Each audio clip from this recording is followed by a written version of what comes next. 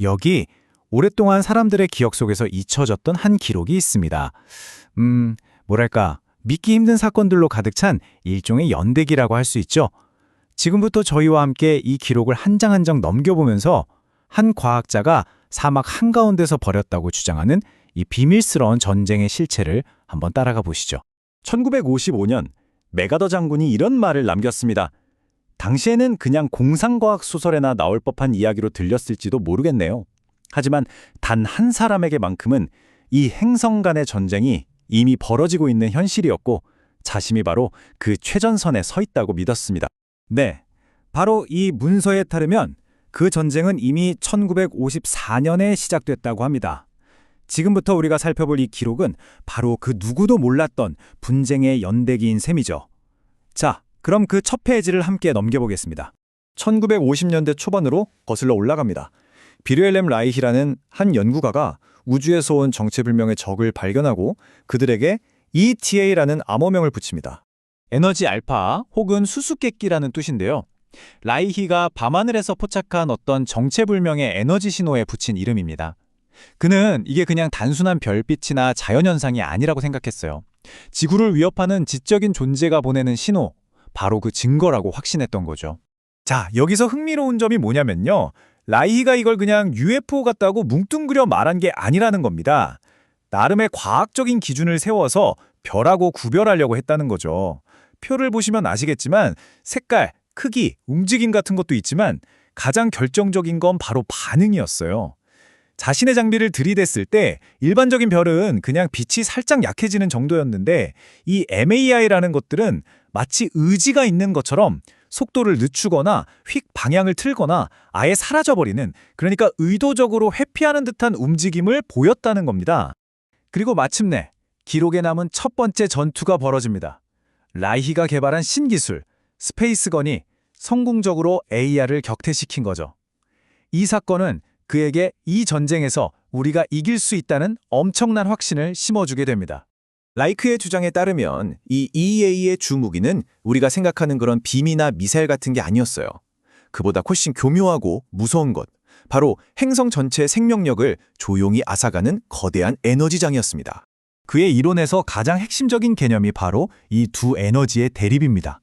한쪽에는 우주에 가득한 건강한 생명 에너지, 오르곤이 있고요. 다른 한쪽에는 입시아가 이 오르곤을 오염시켜서 만든 죽음의 오르곤, 즉 DOR이 있습니다. 라이에게 이 DOR은 그냥 환경오염 같은 게 아니었어요. 이건 적들이 사용하는 무기였고 행성의 생명력을 서서히 고갈시키는 치명적인 공격이었던 거죠. 라이에는 실제로 미국 대륙을 횡단하면서 이 끔찍한 과정을 직접 눈으로 보고 기록했습니다. 멀쩡하던 땅이 생명력을 잃고 딱딱하게 굳어지다가 결국엔 새하얀 모래로 뒤덮여버리는 이 4단계 과정.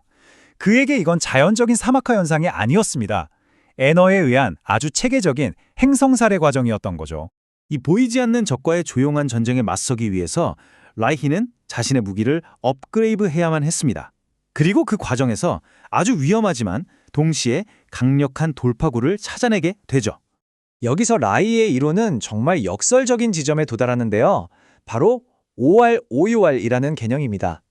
이게 뭐냐면 아주 적은 양의 방사성 물질을 사용하면 오히려 그게 대기 속의 죽은 에너지, 즉 DOR을 다시 활기찬 생명 에너지인 오르곤으로 되살릴 수 있다는 거예요.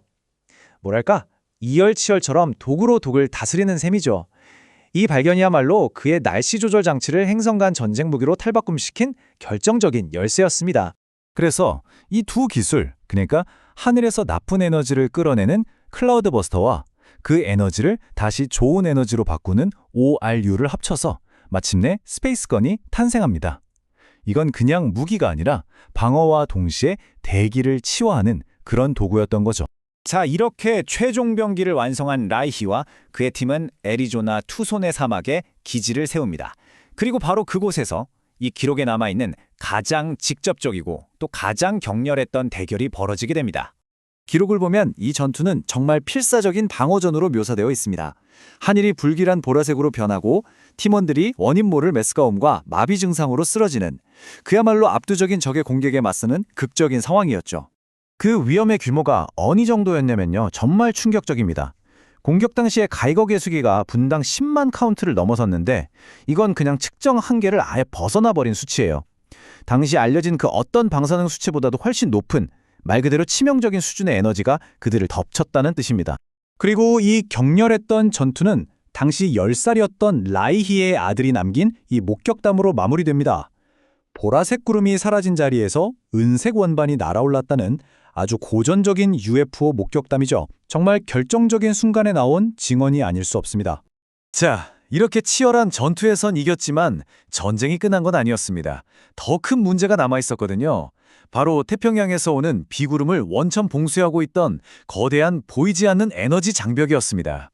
그들의 마지막 목표는 서쪽으로 약 400마일, 그러니까 640km 정도 떨어진 곳에 있는 이 거대한 DOR 장벽을 파괴하는 것이었습니다. 시에라네바다 산맥을 따라서 형성된 이 보이지 않는 벽이 태평양의 습한 공기를 막아서 사막을 계속 사막으로 만들고 있었던 거죠. 그래서 이 마지막 공격은 거의 군사작전을 방불케 할 정도로 치밀하게 진행됩니다. 정확한 위치에 스페이스건을 배치하고 최대 출력을 내기 위해 오하류율 물줄까지 비행기로 실어 나르죠. 그리고 무려 88분 동안 쉬지 않고 공격을 퍼부은 끝에 마침내 그 장벽이 무너졌다고 기록은 전하고 있습니다. 그리고 그 결과는 정말 놀라웠습니다. 미국의 사하라라고 불릴 정도로 건조한 사막 한가운데 수십 년 만에 처음으로 엄청난 폭우가 쏟아졌다는 비공식 보고가 들어온 겁니다.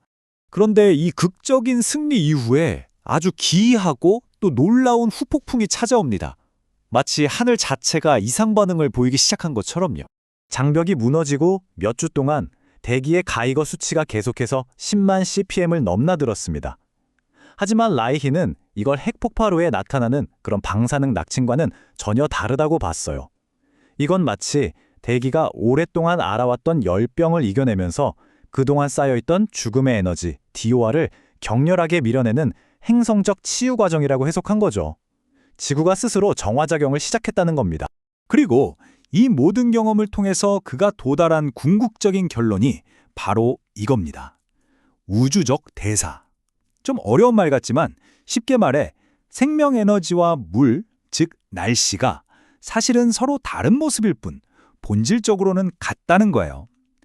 그래서 죽음의 에너지가 다시 생명을 주는 물로 응축될 수도 있다는 당시로서는 상상도 할 수 없었던 새로운 물리 법칙을 발견했다고 주장한 겁니다. 이 모든 놀라운 기록은 바로 이 도발적인 질문을 우리에게 던지며 끝을 맺습니다. 만약 이 모든 게 사실이라면, 만약 사막에 정말 비가 내리고 우주적 장벽이 무너졌다면 도대체 왜 이 위대한 승리는 세상에 알려지지 않은 걸까요? 여러분의 생각은 어떠신가요?